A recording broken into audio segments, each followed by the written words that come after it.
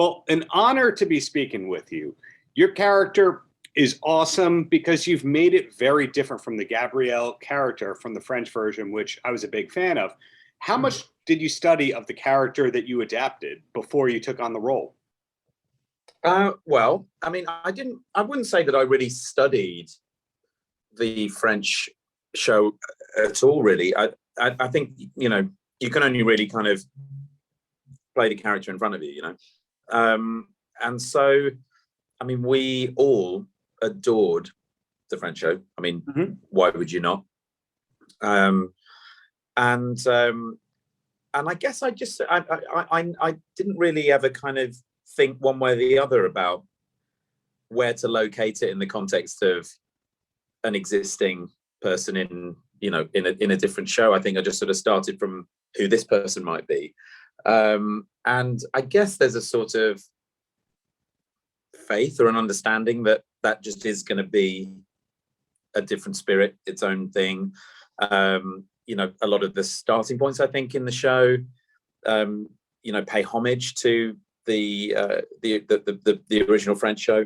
The name of the dog, for example. The name of the dog. There are the little kind of lovely little Easter eggs here and there to just kind of, you know, so that we all remember the kind of the seed that went in the ground kind of thing. But it does very, very quickly become its own thing. And in terms of the characters and who they are and what their concerns are, and new characters and storylines and the arrival of Americans, and but also in terms of a kind of very, very particular kind of curated shambolic British humor and the aesthetic of Soho, and like, you know, London just has its own kind of vibe, and the show has that kind of I guess that sort of authorship, that specificity of place and cultural like texture and humor. And so I guess like the further we got into it, the more we kind of realized that, you know,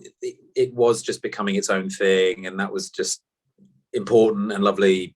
But also, you know, it is kind of about making something new, you know, in the kind of memory and in the presence of something existing. So the way I'm hearing it is you did not take Vespa lessons for this role. I took e-bike lessons. I haven't ridden a bike since I was 7, and the last time I rode a bike, I basically fell off and broke my arms. So it was an early question that they asked actually in the audition process. They were like, "So can you ride a bike?" I went, "Well, yes, but." So there was lots of like riding around on the bike in the sort of parking lot at Twickenham Studios, with a weirdly high number of people watching with a sort of slightly concerned look. No pressure. No pressure. That's how you fall off bikes, man. Like just having 10 people going, you know. And it's not like you fall off a bike in any of the episodes of the show. I mean, no. I mean, that doesn't happen in the show. As you know. I in fact, the bike, I'm never off the bike in the show is the key. It's like I get it. Yeah. So seriously, we established like you didn't study the character that you adapted, but did you study your agent at all? Did you do a lot of work with relation to picking up habits that agents are known or prone to do? Well, I think it's one of those interesting things where you can determine a lot about how agents work by having an agent, but also because I direct as well. I've spoken to agents kind of who are facing the other way. Sure. And I've got a number of agents in different areas of work, and the ones that aren't my acting agents just function differently. And so somewhere in the there's a triangulation that happens where you go, okay, there's then that, isn't there, in the middle of it? Right. But again, so there's that. I think, you know, in a way, I found it less valuable, I guess, to sort of show it to an agent and go like, what do you think? Do you think this is kind of, you know, are these behaviors plausible and whatever else? Because I was just like, this agent is this, you know, he is conflict averse. He finds deal making quite tricky and hopes it'll go away, you know, but he also does have this incredible ability to be part of his clients' lives in a sort of, you know, in a kind of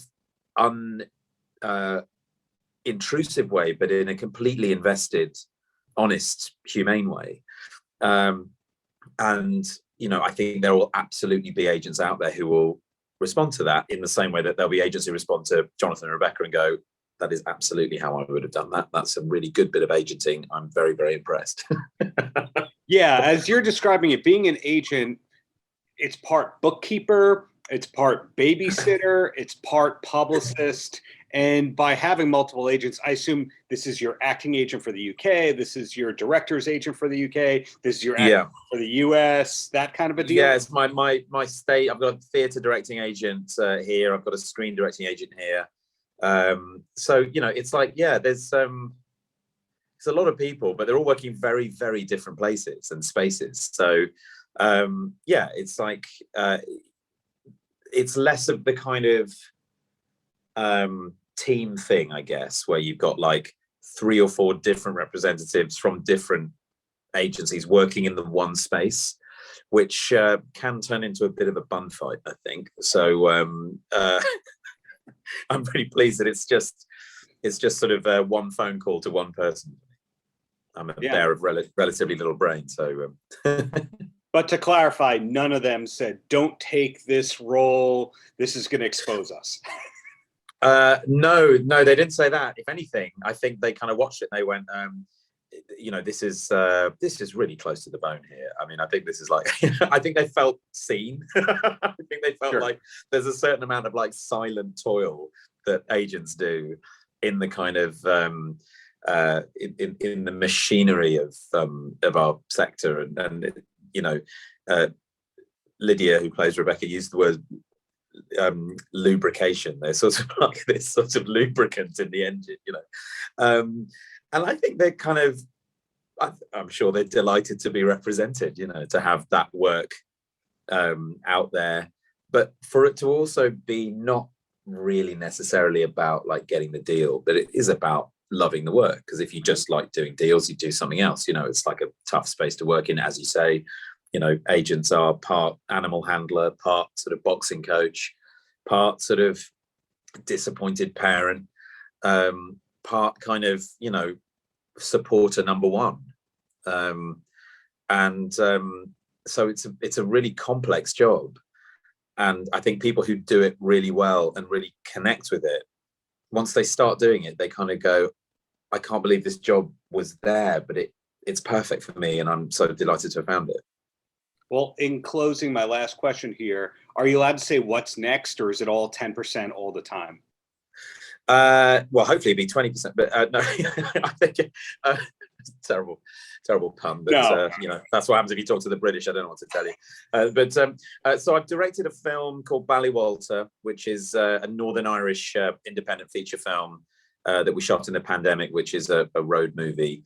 And that is just beginning its sort of journey into the festival circuits. So there's that, and then I'm playing Martin Bashir in The Crown on Netflix, which I think probably drops at the end of the year at some point.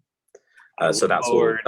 So we've shot all that, and there's a couple of other bits and pieces. You know, I'm doing some theatre directing and stuff. So, you know, stuff on the brew. Looking forward to all of that, man. Thank you so much for your time, and just keep up. Thanks, all the man. Really, really good to talk to you. Likewise. Thanks, Emil. Paltrocast.